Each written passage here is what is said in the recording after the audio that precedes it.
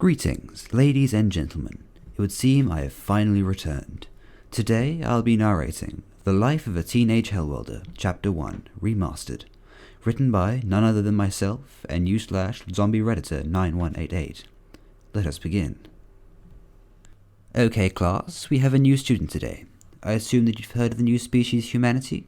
Mr. Asantedin asked his students. Mr. Asantedin was a well-respected teacher in the Institute of Learning on the planet Cleven 4, his homeworld, a semi-core world with a population of 3 billion. Cleven 4 had nearly all known species, big or small, as it was an easily habitable planet. Mr. Asantedin's posh voice rang out throughout the classroom as his students looked up in shock. They understood what he was saying, and one student raised her hand. Yes, Javquar, what is your question? Mr. Asantedin asked. A bipedal reptilian cleared her throat, fidgeting in her chair nervously. Do we get to see a human? Javquar asked hesitantly. Yes, you get to meet a human. Not just meet, of course. We have a human attending this very school. If I'm correct, none of you have seen a human being before, and you've only heard rumors, correct? Mr. Asantedin questioned. The students made confirming gestures towards Mr. Asantedin, and so he continued. We have 10 minutes until they arrive. I'll let you all converse till then. Mr. Asantedin walked over to his desk as the students began to talk. The class of 20 students began to converse excitedly about the theories and rumors surrounding humanity that had spread since first contact not so long ago. Only the diplomatic corps had actually seen humans, along with a lucky few that had seen them in public by pure chance. Some murmured about humans being strong enough to rip apart any creature that tried to fight them, while others gossiped about the humans having brains so powerful they could perceive time at a slower rate if needed. Mr. Asantedin smiled. He hadn't seen his students this excited in a long time. He had seen a human already, so he could prepare himself mentally. There was a knock on the door and all fell silent. It was finally time to meet this new amazing yet terrifying species. Someone fumbled with the door handle, and the classroom's door slid open. The headmaster walked in, and a few seconds later, so did a small biped. As Thomas walked behind the headmaster, who still hadn't said his first or last name, he was contemplating why he had agreed to be transferred to the school so far away from human space. Apparently, it was because of his mentality, whatever that was supposed to mean. Walking through the corridor, Thomas was finding it hard to concentrate with the headmaster making such a grating noise with each footstep. It was as if he was intentionally trying to irritate him. As they moved onward, he could see that there were no other sentients moving through the corridors, making him wonder if it was supposed to be a surprise to see him, or if everyone was just in class. With around half a minute more of walking, the headmaster turned to a seemingly random door and placed his feathered appendage on the door's handle, turned it, and walked into a spacious-looking classroom. Thomas walked in as well, and as he looked around, he could make out around 20 students. Not a very large class, but it seemed to be a limit for the teacher to allow him to teach individually if required.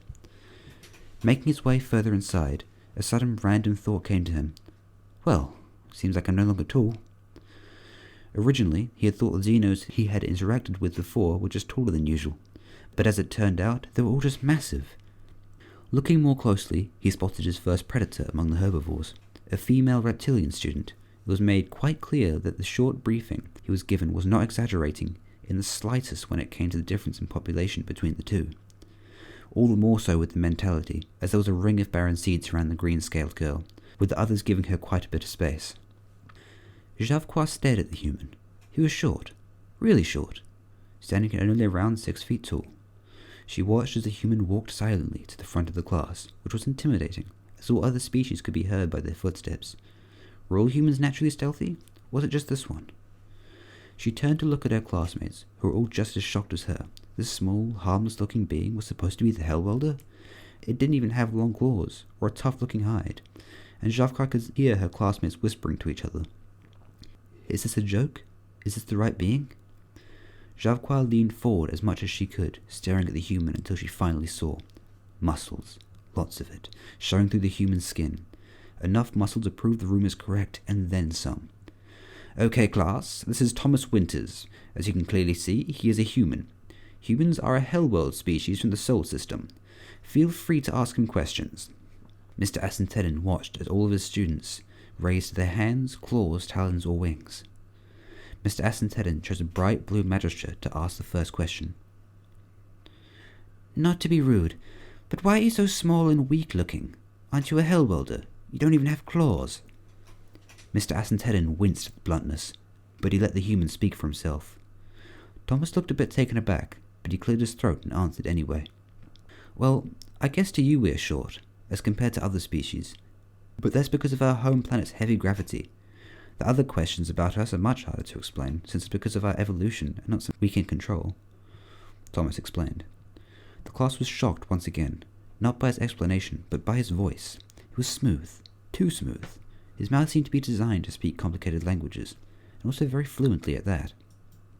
The next question came from the back, originating from a small hamster-like being. What do you humans eat? Just wondering, because your eyes face forward, but I can't see any overly sharp teeth. That's a nice question, Thomas said, pausing.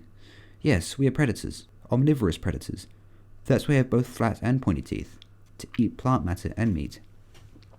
Thomas pulled back his lips awkwardly as the entire class leaned forward to gawk at his teeth.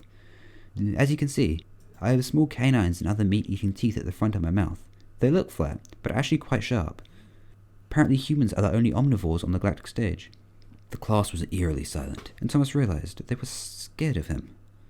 Everyone was, except for the teacher and one student, the reptilian girl. She looked like she was suppressing a toothy grin, probably because she finally had a fellow predator to talk to that wouldn't avoid her. After a few more questions, Thomas was assigned a seat. Mr. Assenteddon seemed to notice how his students were intimidated by Thomas. Although their attempt to hide their fear was terrible, they were still trying to look brave, so he assigned Thomas one of the empty seats next to Javquois. Thomas watched as the alien female brightened up as he approached, sitting up in her chair as he sat down next to her. Hello, Thomas said casually. Hello, the girl replied excitedly. I'm Javquois. Nice to meet you. Javquois extended a scaly hand in the universal greeting manner, which Thomas took and promptly shook. Thomas felt dozens of eyes boring into the back of his head, and he turned to see his classmates staring at him in alarm. Great, Thomas thought in his head. Now they probably think I've made some sort of alliance with the only other predator in the class. As the class started, it went smoothly, as Thomas gave a lot of correct answers to Mr. Assenteddon's questions on biology. Well, that's the end of this story. I hope you enjoyed, and have a lovely day. Goodbye.